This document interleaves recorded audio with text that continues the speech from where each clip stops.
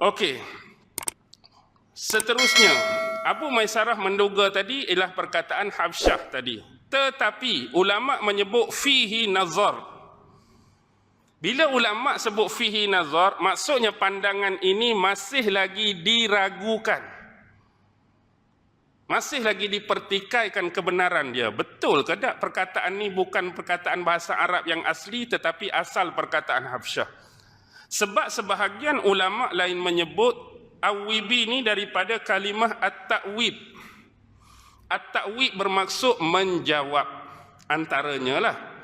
Menjawab ni adalah permintaan daripada Allah supaya gunung-gunung, burung-burung ni menjawab tasbih daripada Nabi Allah Daud. Nabi Allah Daud bertasbih, mereka pun bertasbih. Nabi Allah Daud mengalunkan pujian, mereka pun mengalunkan pujian. Satu makna.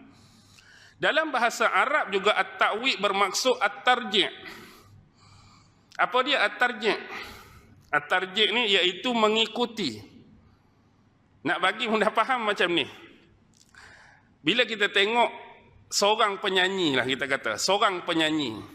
Ada masa-masa tertentu bila dia menyanyi rangkap pertama, dia seorang. Bila dia menyanyi rangkap kedua, dia seorang. Bila dia masuk chorus, kadang-kadang ada 3 penyanyi latar duk lapik balik suara dia. Pernah tengok kan? Standard lah tu tak? Jadi dia boleh menyanyi tu, orang lain duk lapik 3 orang. Ya ke? Ataupun perkataan yang sama digunakan.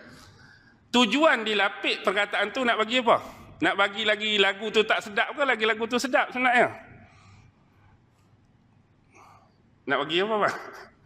Hak penyanyi latar, nak bagi lagi harmoni, lagi merdu, lagi ada keragaman, variasi dia punya tone apa kita tak reti lah saya haktunya. Cuma nak habaknya, buat lagu tu jadi sedap. Kecuali hak menyanyi tu tak sedap. Nah, macam itulah, ikut sekali bersama dengan Daud bertasbih dan mengalunkan pujian. Walau bagaimanapun, ada seorang lagi imam lughah, iaitu merujuk kepada Abul Qasim atau nama sebenarnya Abdul Rahman bin Ishaq Az-Zujaji. Imam Zujaj, terkenal tokoh lughah. Imam Zujaj ni dia banyak kitab. Salah satu kitab dia antara yang terkenal ialah Al-Jumal. Dalam kitab Al-Jumal ni dia ada satu bab, fi babin nida, menceritakan tentang bab ayat seruan. Ya jibalu, ya tu kan harfin nida. Dia kata kalimah ta'wib ini bermaksud berjalanlah bersama dengannya secara keseluruhan hari, sepenuh hari. Tapi konteks waktu pada waktu siang. Tu maksud ta'wib. Berjalanlah bersama dengannya pada waktu siang secara keseluruhan, secara sehari penuh. Lawan bagi kalimah ta'wib ialah al-is'ad. Sama juga.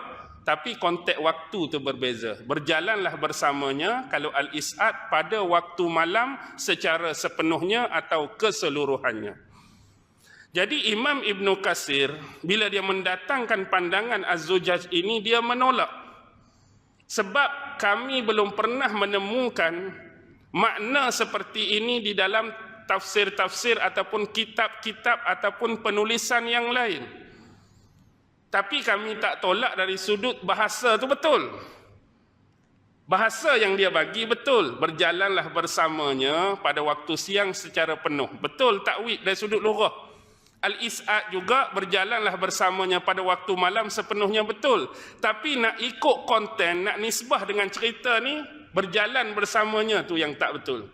Sebab Allah suruh bertasbih. Bukan salah pada makna dia letak tu, tapi konten nak nisbah dengan apa yang berlaku pada ayat ni tu tak masuk. Tu maksud Al-Imam Ibn Katsir. Okey, seterusnya yang terakhir. Oh, isyak dah. Ayat pendek je ni pun. Wa alanna lahul hadid, dan kami telah melembutkan dan melunakkan baginya akan besi.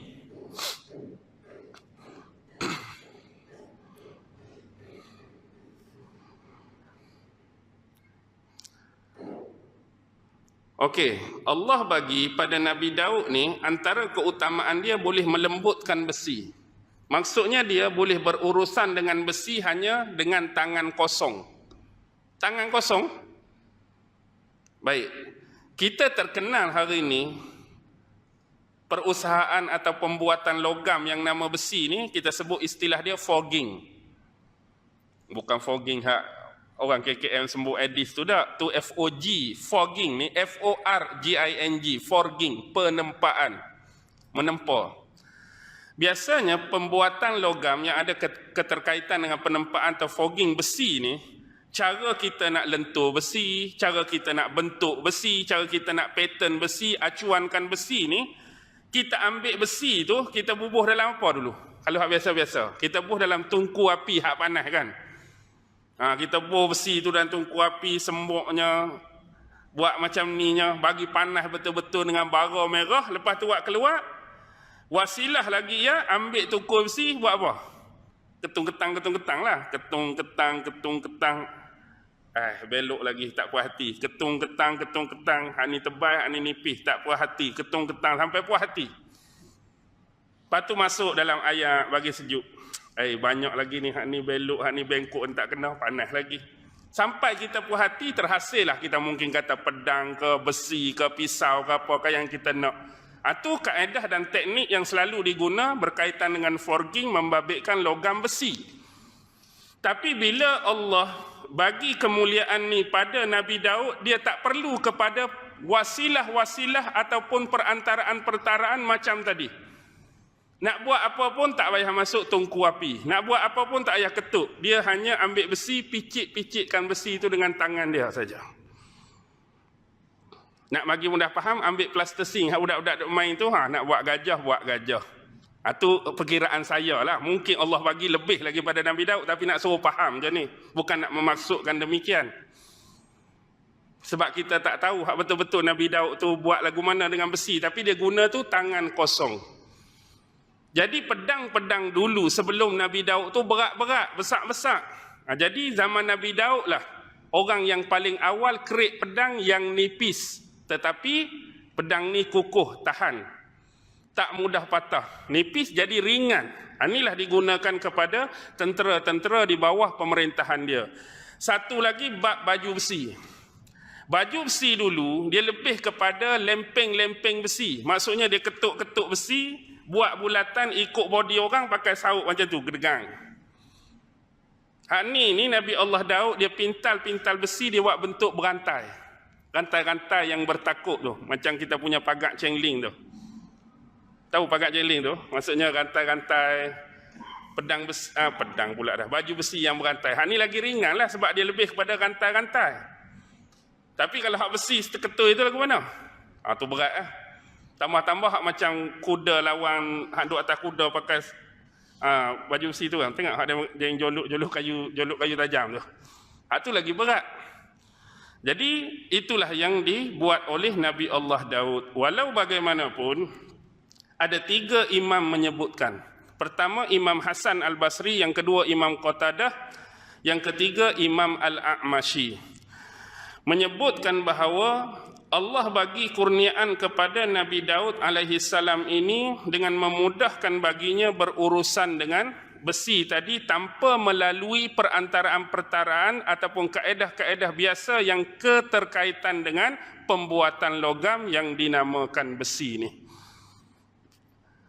Jadi dia ada cerita pula, tapi itu ayat yang seterusnya. Kita akan sambunglah. Bila? Hari Rabu ni tak? Hari Rabu ni insya-Allah kita akan sambung ayat ke sebelah ni. Kita tengok bagaimana Allah sendiri yang ajar Nabi Daud bagaimana nak buat baju besi. Itu petunjuk daripada Allah nak buat baju besi ni lagu mana. Dia suruh buat baju besi yang besar-besar. Wa qaddir fis sardi. Kamu ukurlah anyamannya, pintalannya tu biar betul. Skru dia jangan terlalu kecil, nanti longgak. Skru dia jangan buat besar, nanti cepat haus. Binalah skru-skru yang kecil, paku-paku yang kecil. Itu cara Allah ajak Nabi Daud. Walau bagaimanapun, Allah bagi 2 beranak ni ada unsur-unsur pembuatan logam. Kalau Nabi Daud, Allah bagi berkenaan dengan besi. Kalau Nabi Sulaiman, Allah bagi tentang apa? Allah bagi apa kelebihan pada Nabi Sulaiman? Nabi Daud besi, Nabi Sulaiman apa? Kalau buka surah Al-Kahfi, hak ujung tu ada kisah siapa? Zulkarnain dengan Ya'juj Ma'juj. Bila penduduk kampung, penduduk desa tu yang selalu diserang oleh Ya'juj Ma'juj pada dakwaan mereka, mereka minta bantuan Zulkarnain supaya buat benteng. Betul ke tak? Bila nak buat benteng tu, Zulkarnain minta dua bahan. Apa dia? Besi dicampurkan dengan nak buat benteng Zulkarnain tu, besi campur dengan apa? Tembaga, tuan-tuan. Di kemudian hari, Allah bagi kelebihan pada Nabi Sulaiman berurusan dengan tembaga. Kalau bapak dia ni berurusan dengan besi. Dua-dua ni jenis perusahaan atau pembuatan logam. Tapi saya sebut besi dengan tembaga pada kedua beranak ni bukan nak merujuk kepada mereka ni ada hubungan dengan Zulkarnain dah. Bahan tadi. Zulkarnain dulu pun dia cairkan besi bersama dengan tembaga nak buat benteng tu. Jadi di sini juga Allah sebut kelebihan Daud berurusan dengan besi dan kelebihan Sulaiman berurusan dengan tembaga. Walau bagaimanapun dua-dua ni nikmat daripada Allah dan mereka berdua mensyukuri nikmat tu.